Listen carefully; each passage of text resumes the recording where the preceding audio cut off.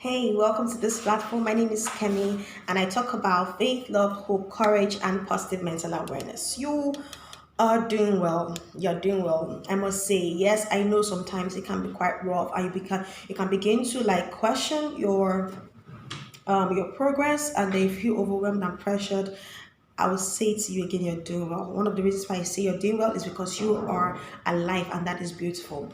And now this is it. I most of the time I talk about depression, anxiety, suicide, and some other toxic emotions, right? And one of the things I'm very used to saying, and that's because it's true, is that I know that depression is a liar. Depression is deceitful.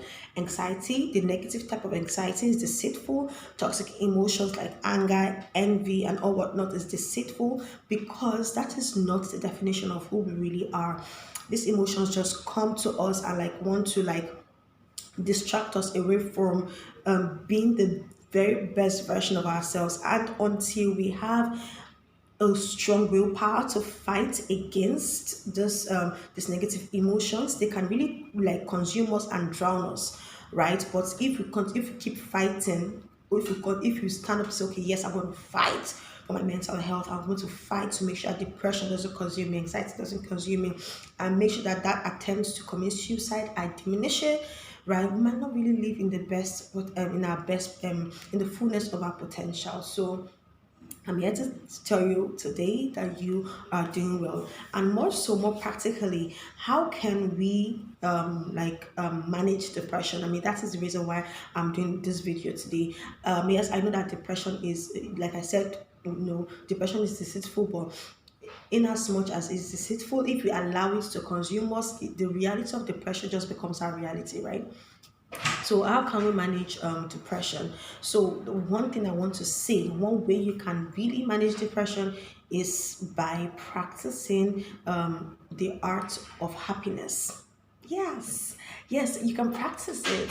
You can practice happiness. I know how. How in God's name can we practice happiness? You might be thinking, there are various ways to practice happiness, and I want to focus on practicing the art of gratitude. So let's like talk more. Let's talk a little bit about gratitude. One thing about depression, when you're depressed, when you're anxious, I've been in that state. So basically, I can really literally empathize with whoever that is, is going through depressive state right now. When you are depressed, you feel like okay, nothing is good, is nothing is working for you anymore. You feel that you're irrelevant, and you feel so hopeless, and you're wrapping up, you have given up on your dreams and everything. One of the ways you can compress that feeling is by being grateful. And what can you be grateful for? Some of you might be like, oh, I don't have a family, so what am I grateful? I don't have a husband, I don't have children. What should I be grateful for? I don't have a good business, or my career isn't successful. What can I be grateful for? Do you know that you can be grateful for the air that you breathe? Do you know you can be grateful for the wind? Do you know you can be grateful for the weather? Do you know you can be grateful for your shelter? Do you know you can be grateful for the fact that you can eat? Do you know you can be grateful for your bed? You see that same bed you want to curl on, and then use your duvet to cover up yourself and draw your curtains. You see that particular curtain you want to close up against the world. Yes, be grateful for that person. Be grateful for everything that you can even think of. Be grateful that you have your eyes. Be grateful that you have your nose. Be practice uh, gratitude. Practice gratitude when you're feeling overwhelmed. You even say, look, I'm grateful for my feeling. I'm grateful that I can feel, because the fact that you can feel is even evident that you know that you can find is like a pointer that you can find a solution, because you know you're feeling so heavy, you're feeling hopeless. So if I'm feeling hopeless, that means there's a tendency for me to feel hopeful. So be grateful for your feelings.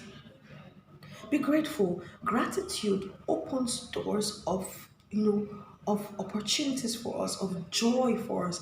When we begin to practice gratitude, we begin to notice that things will begin to work for us. See, look, it's an energy. I think I was listening to Oprah one time. Oprah was saying that during the pandemic, she was locked up in her house, she couldn't move, and then she was feeling so down, and then she just she just decided to just have a gratitude journal. So every day she tries to journal what she's grateful for, and then she noticed that the she was emitting an energy that begins to a positive energy that begins to open doors for her, that made her begin to appreciate that yes, the pandemic was on, but then good things began to happen to her. Yes, that's the when we are grateful for everything, even the littlest thing, right? We just begin to emit this energy that attracts goodness to us, that attracts beauty, that attracts joy and peace. Be grateful. Practice gratitude. And for those who have a family, do you know what? Be grateful for your family. Be grateful for your children. Be grateful for your husband. Be grateful for your sister. Just be grateful. Be grateful for your job. Some people might be they may be having work stress and it's just telling on them. Be grateful for the fact that you have a job. Yeah. Be grateful that you have a car. Be grateful that you have a phone.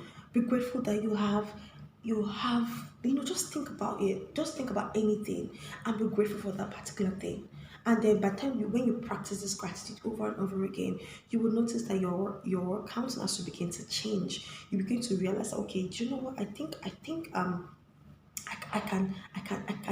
leave because I have something to give. And do you know that you can even believe that people can even be you begin to think that people really can be grateful for the gifts you are giving to the world. So I want to encourage you, please do not give up. Depression is a liar. As much as it's a liar, I would not deny the fact that its influence is real.